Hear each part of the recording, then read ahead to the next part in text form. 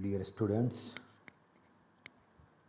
in last video we discussed that when a straight current will cut field lines, then there will be creation of potential difference across its ends, right? But as rod is straight, it is not closed one, so there will be only induced EMF, not induced current. But अगर उसी को हम लोग close कर दें, then we can say we can get current. We can get current. Here we are going to discuss. Here we are going to discuss explanation of. We are going to give explanation of electromagnetic induction in term of Lorentz force. Right? See the figure. See this very figure. यह जो figure है last वाले का जो है, जो हमने topic देखा था ईएमएफ डेवलप होने वाला, उसका एकदम वही फिगर है. Now see here, there is magnetic field toward the blackboard, and in this very magnetic field there is a rod jk. There is a rod jk which is in motion with velocity v along right direction, right? यह जो rod jk है that is in motion with velocity v along right direction, and magnetic field is toward the blackboard.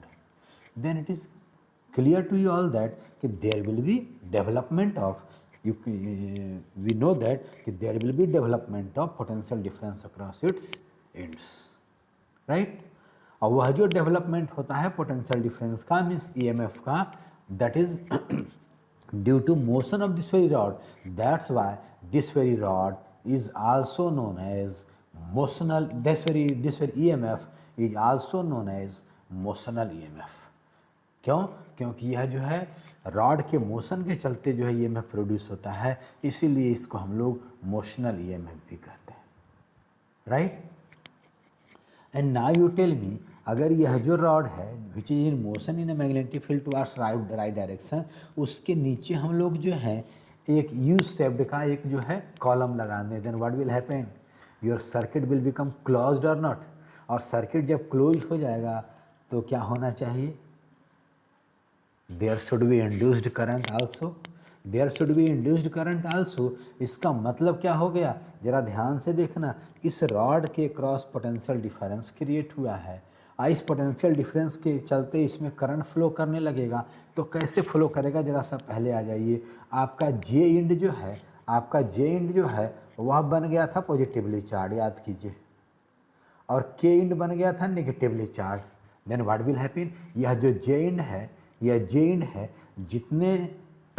जितने negative charge इस rod में, इस you shaped rod में होंगे, उन सभी को अट्रैक्ट करेगा. यह जो निगेटिव इंड के है सारे इलेक्ट्रॉन को रिपेल करेगा. It mean that all electrons will move from left side to, from bottom side to top side. It mean that you can say, और करंट जो का जो मूवमेंट होता है from opposite to the direction of the current, it means that current in this very loop, in this very U-shaped loop will flow from J end to K end. होगा या नहीं होगा? What does it mean? यहाँ पर क्या हो रहा है? लगता है J के जो रॉड है जिसके क्रॉस पोटेंशियल डिफरेंस डेवलप हुआ है, इसके चलते इस रॉड में करंट फ्लो होने लगा. तो लगता है जैसे यह J के रॉड जो है एक सेल है, इसमें ई में, और इसमें जो है यह सेल है, means it is source of electricity, और इस सोर्स ऑफ इलेक्ट्रिसिटी में हमने आउटर वायर जोड़ दिया, उस आउटर वायर से current is flowing. Can we say? It mean that here J K rod across which EMF has developed acts like source of electricity, acts as source of EMF, right? Now question is this. अब question फिर यहाँ यह उठता है कि यह जो current होगा, मेरा जो टॉपिक है explanation of electromagnetic induction. It mean जो ईएमएफ इंड्यूस होगा, जो इंड्यूस्ड करंट होगा, कितना होगा, यह किस रूल को फॉलो करता है, how we can verify Faraday's law of electromagnetic induction. We will study all these things here, right?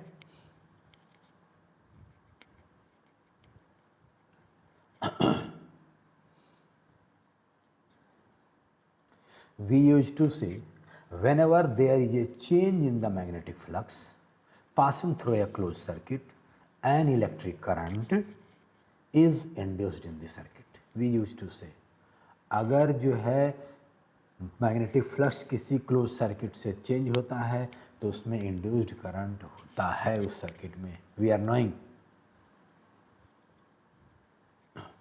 And here EMF has induced in the moving rod, और यही ईएमएफ जो है करंट को फ्लो कराता है. It mean that the EMF which has induced in the moving rod that maintains the current in the circuit, and this EMF has developed due to motion of the rod. That's why it is also known as motional EMF, right? Let us suppose, अब question है इसकी कितना EMF induce हुआ है और उसके चलते कितना करंट फ्लो करेगा. तो लेट अस सपोज हमने कंसिडर कर लिया induced EMF is, let us suppose E, let us suppose induced EMF is E and induced current is I. हमने इस इमेजिन कर लिया, राइट? अगर इतना हमने ये सपोज कर लिया कि इंड्यूस्ड EMF E हुआ है और इंड्यूस्ड करंट I हुआ है. Now come over the fact कि जो है यह मूव कर रहा होगा तो क्या कुछ हुआ होगा. Now once again come over figure.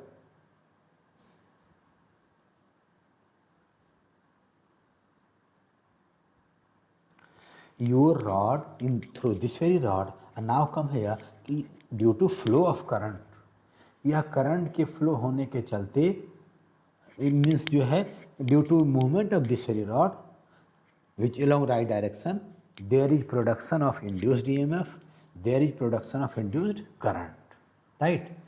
And now current is flowing from I end to J end, sorry J end outside the rod from J to K, and inside the rod it will be from K to J, or not? जो है कि जो है तुम्हारा negative charge जो है K and से pushup होकर के जो है K एंड से पुशअप होकर के जाएगा J एंड पर, और जब यहाँ इंटर करेगा, जब यहाँ पर ये इंटर करेगा देन व्हाट विल हैपन.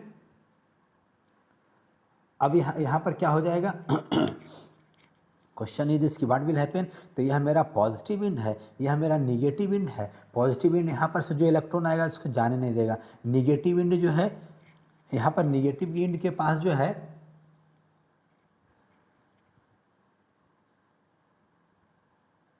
सी है यहाँ से जो के इंड से जो इलेक्ट्रॉन चलेगा जाकर के जे इंड के पास पहुँचेगा. तो अब क्या होगा, जे इंड के पास पॉजिटिव चार्ज है, यू कैन से वह इलेक्ट्रॉन को आगे जाने नहीं देगा. और निगेटिव इंड जो है जे तरफ से अगर आ भी जाता है तो आने नहीं देगा, रिपेल करेगा इलेक्ट्रॉन को. तो फ्लो कैसे करता है. Then simply we use to say कि जो है यह फील्ड के चलते, यह पोटेंशियल डिफरेंस के चलते के इंड से जे end outside the rod means outside the means in U shaped rod electron move करके चला गया. और जब यहाँ पर पहुँचता है then there is action of magnetic field, और मैग्नेटिक फील्ड का जो एक्शन होता था, फोर्स जो लगता था इलेक्ट्रॉन पर, that was from J to K, उसका डायरेक्शन होता था जे से के. तो इधर से इधर मूव करके इधर से चला आएगा, राइट. और फिर इस तरह से कंटिन्यूसली घूमता रहेगा. It mean that you we can say in this very close circuit current is flowing in clockwise direction. It means that through the rod JK, current is flowing from K to J, or you can say electrons are flowing from J to K, right? Electron जिस direction में flow करेगा उसके opposite direction में current flow करेगा. It mean that अगर electron J to K flow कर रहा है, it mean that current will flow from K to J. It means that what is here, you have a current carrying wire. आपके पास एक current carrying wire है. तो आपने यह पढ़ा है which is placed in a magnetic field, और आपने यह पढ़ा है a current carrying wire placed in a magnetic field experiences a force. A current carrying wire placed in a magnetic field experiences a force. Here your JK part is a current carrying wire which is placed in a magnetic field, so it will experience force or not? It will experience force. Question is this, what will be value of that force? Then we can say value of that very force will be equal to F equal to IL cross B. IL cross B, which is equal to IL into B into sine theta. Here IL vector is from K to J in the rod, from K to J, from lower to top, and magnetic field is in downward direction. तो जो आई L cross B देखो तो किधर होगा, I L according to vector product I L cross B will be along left direction. It mean that your current will experience force, your current carrying this very rod JK will experience force along left direction. जरा ध्यान से देखेंगे बाबू.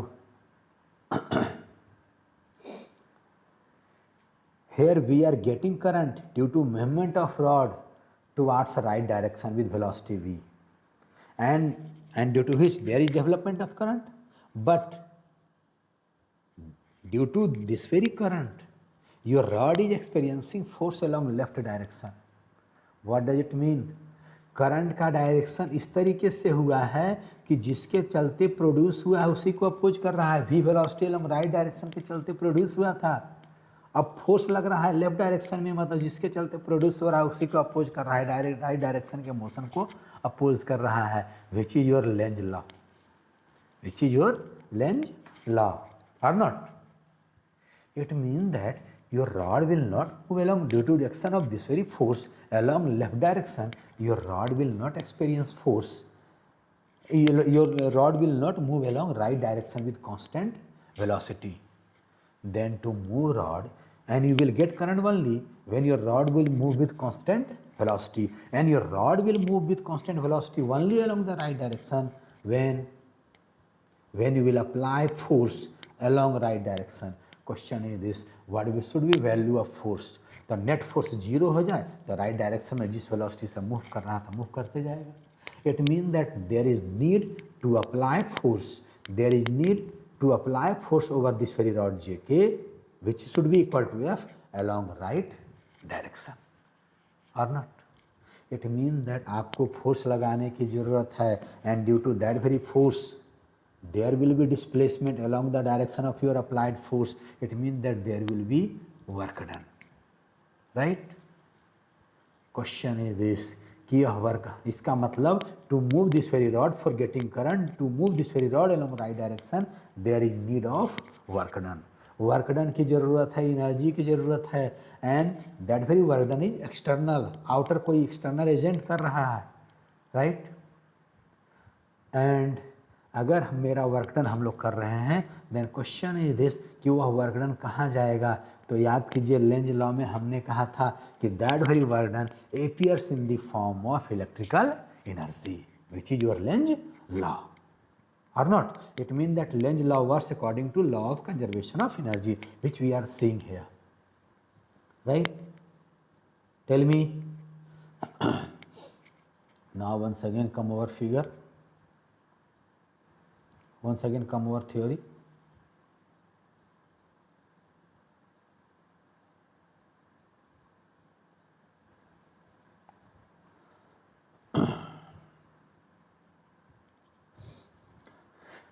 Go to point number 4. Force experienced by the rod placed in the magnetic field will be equal to F equal to IL B, IL cross B. जो है theta is 90 degree, so sine 90 will be equal to 1, so force will be IL cross B. And what will be direction of the force towards left.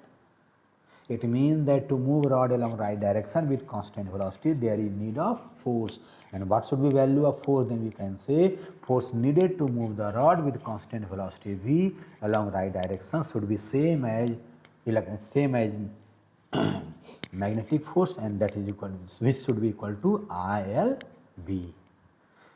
और जब आप force लगाएंगे there will be displacement means there will be work done. Question is this कि what will be that very work done due to external force which is applied by external agent. then we can say work done W will be equal to F dot D. Let us suppose displacement of the rod in time delta t has taken place delta x with velocity v. यहाँ पर आप imagine कीजिए कि v velocity से rod चल रहा है और डेल्टा t टाइम में डेल्टा x डिस्टेंस कवर किया है. So what will be work done, then work done will be equal to F dot D. जिधर फोर्स लग रहा है उधर ही डिस्प्लेसमेंट होगा. So theta will be zero which will be equal to F into delta x into cos zero which is equal to F into delta x. F का value कितना है ILB. It mean that it will be equal to I into L into B into delta x. And we know that अगर v velocity से rod चल रहा है then we can say v will be equal to delta x by delta t. It means that delta x will be equal to v into delta t. So it in place of delta x we can write it will be equal to I into L into v into b into v into delta t, right? And again we used to write I equal to q by t. So q will be equal to I into t. और जब जो है I into t को जो है q लिख देंगे then work done will become your expression will become b into v into L into q, right? Now see here, it means that there is need of work done, there is need of external work done to get electricity, right? किस पर हम लोग work कर रहे हैं? Over the rod, over JK rod, which is acting as a source of electricity, which is acting as a source of EMF. It means that the work which we are doing, we are giving in the form of energy, we are giving that very work done to rod, and due to that very work done you can say there is development of potential difference or not. It means that energy given to the rod will be equal to BVL into Q. BVL into Q.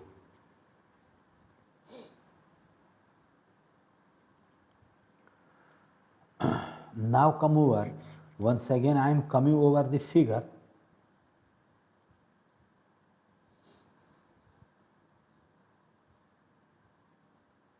See this very figure. Your rod is in motion with velocity v. Your rod is in motion with velocity v along right direction. So in delta t time, distance covered is, let us suppose, delta x. Then what is happening here? It means that जिस समय t equal to 0 के समय rod जो है इस position पर है and t after time delta t time rod has taken this position or not. Then come over at t equal to 0. See this very thing. This much number of field lines are crossing through this very loop or not? But after time delta t, area has increased. So this one number of field lines will increase. Now field lines will increase or not? इसका मतलब जो है शुरू में field line जो cross कर रहा है लूप से वह कम, बाद में अधिक. It mean that field lines is changing, it mean that flux is changing, so there should be induced EMF, right? Question is this, what will be value of that very induced EMF? Then we can say induced EMF, according to theory, we used to write induced EMF equal to d phi by dt, where d phi is change in flux, right? So question is this, what will be flux, change in flux? Then we can say change in flux equal to final flux minus initial flux. Change in flux equal to final flux minus initial flux, right? Change in flux equal to final flux minus initial flux. Final flux equal to कितना होगा? तो इतने वाला field lines, initial flux कितना होगा? इतने वाला field lines. What will be mathematical value? Then we know that flux equal to B dot A or B dot S. Flux equal to B dot A, right? तो शुरू में इतना है, शुरू में इतना है, बाद में इतना है, then change in flux equal to final flux minus initial flux. इसका मतलब will be equal to, we can write we can write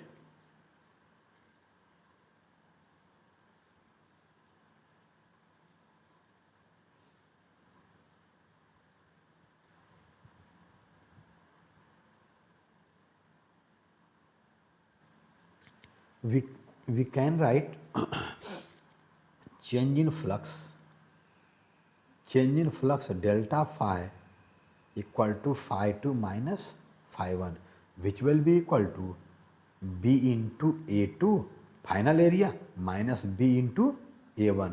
B common ले लो तो ये बन जाएगा A2 minus A1। A2 minus A1 will be equal to final area minus initial area. It mean that it will be equal to B into change in area. And what will be change in area? Change in area is this or not? Your change in area is your change in area is only this much. Your change in area is only this much. Your change in area is only this much. Question is this, what will be change in area? Then change in area will be equal to this area, which is equal to length into breadth. Length is delta x. Length is delta x. And length is your L and breadth is delta x. So change in area will be equal to L into delta x, right?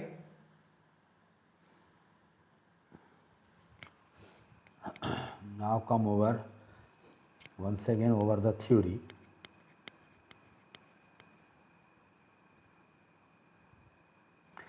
In time interval delta t, increase in area of the circuit means you have, if let us suppose we want to find change in flux, then question is this, what will be increase in area? Then we can write in time interval delta t, increase in area of the circuit is equal to L into delta x.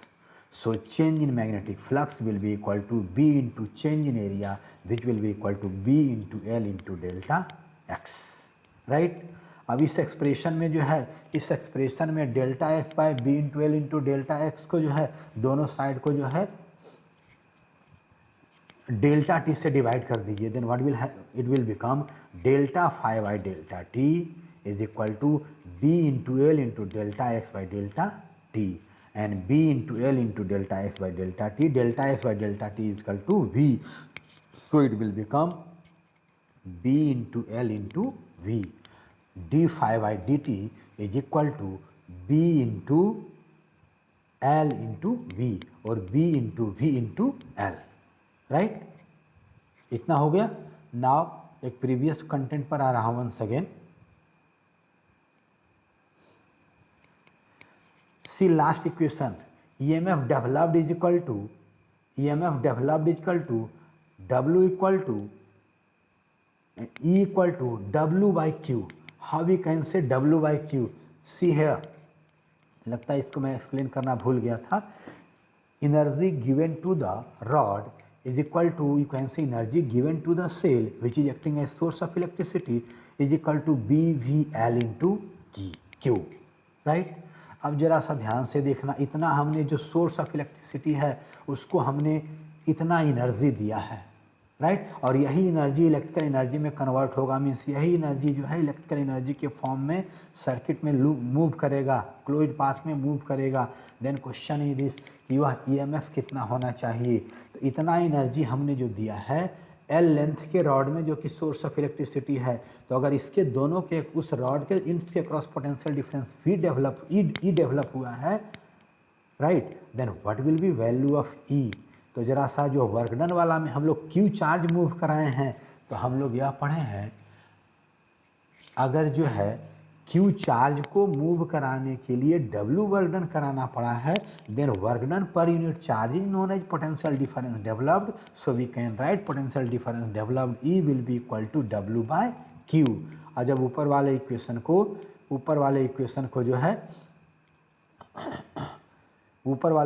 को जो है it mean that your expression will become E will be equal to W by Q, और W का दिया हुआ है B V L into Q, वो लिख करके बाई क्यू कर दोगे, क्यू क्यू कैंसिल हो जाएगा। सो EMF developed will become BVL, right? Consider this very equation as equation number 1. तो एक EMF developed equal to BVL आ रहा है, और दूसरा जो अभी हम लोग लेकर के चले थे, दूसरा जो अभी हम लोग का एक एक्सप्रेशन आया है, that very expression is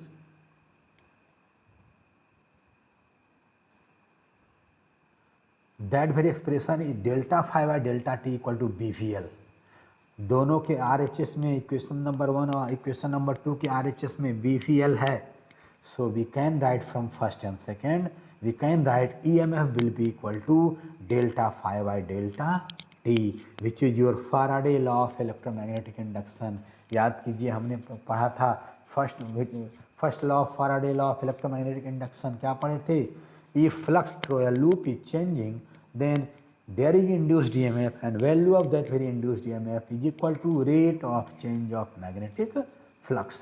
It means that we can write E will be equal to delta phi by delta t, which is equal to d phi by dt, which is your first law of electromagnetic induction, right?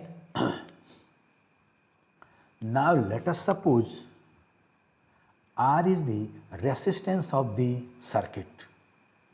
Current I flow कर रहा, EMF E develop हुआ है. अगर resistance circuit का R हो, then what amount of current will flow? Current, EMF और resistance में क्या रिलेशन होगा? Then we know that V equal to I into R, so I will be equal to V by R, means E by R, and value of E is BVL, so we can write I will be equal to VVL by R. Right? Now come over कि force पर, rod पर जो force लग रहा है, magnetic force, वह कितना है? Then that is F equal to ILB. ILB, I का वैल्यू यहाँ पर लिख देंगे तो क्या हो जाएगा? BVL into IL by R, which will be equal to B square into L square into V by R. यह मैग्नेटिक फोर्स इतना लग रहा है, इसका मतलब हम लोग के द्वारा जो फोर्स लगाया गया होगा इतना ही फोर्स लगाया गया होगा, राइट? और उसके जिसके चलते डिस्प्लेसमेंट डेल्टा हुआ, डेल्टा एक्स हुआ था. तो अगर इतने फोर्स लग रहा है तो हमको इतना फोर्स लगा करके जो है रॉड को मूव कराना पड़ेगा for getting electricity. It mean that there is need to apply for, there is need to give energy to the rod. It mean that there is need of power which must be imposed over the rod JK, moving rod JK, to create potential difference or to get electricity. Then it means that there is need of power. Then what will be power required to push conductor with constant velocity V? We can write P equal to, हम लोग एक relation पढ़े हैं, P equal to F into V. F का आपका expression अभी आया है B square into L square into V by R. तो अगर उसको हम लोग पुट कर देंगे, इंटू V कर देंगे, then your expression will become B square into L square into V square by R. It mean that power needed, power required to move a magnetic field with constant velocity, to move a rod in a magnetic field with constant velocity V is equal, for getting electricity, is equal to B square into L square into V square by R, right? Okay.